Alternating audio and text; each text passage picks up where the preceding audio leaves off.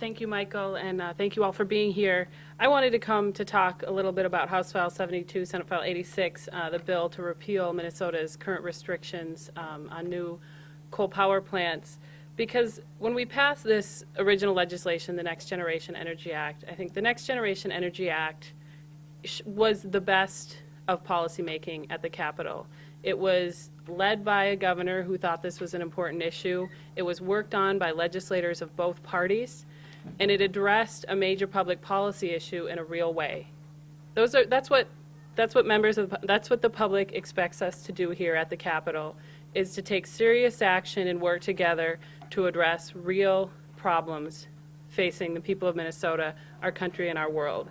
And what disappoints me so much about the proposed repeal of this crucial part of the Next Generation Energy Act is that we haven't gotten different information since we passed this nation-leading policy. The science is stronger.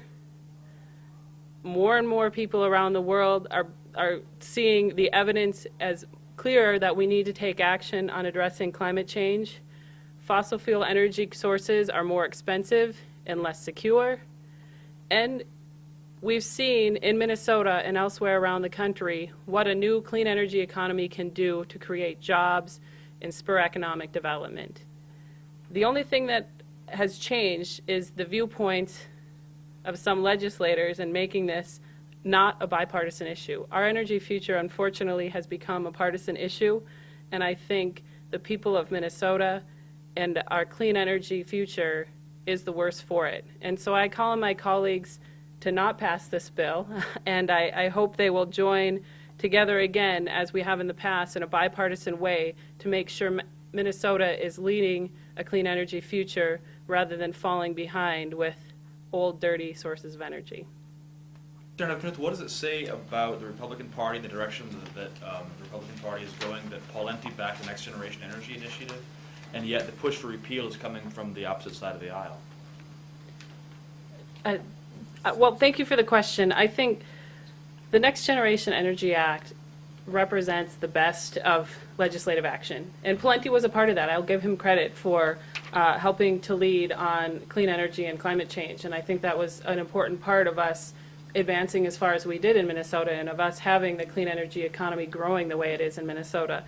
And up here with the question earlier, I frankly, it baffles me why the Republican Party, many members would shift their view on this issue and change their action on this issue, because the only thing that's changed since 2007 is the evidence of climate change and humans causing it is more clear.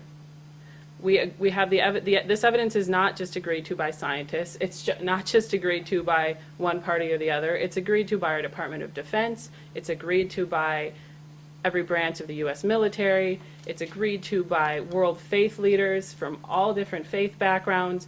It's baffling to me why, in light of originally a very strong bipartisan agreement and increasing evidence that climate change is a problem and fossil fuel energy sources into the future are going to be more and more expensive, particularly coal. Natural gas has been going up and down recently.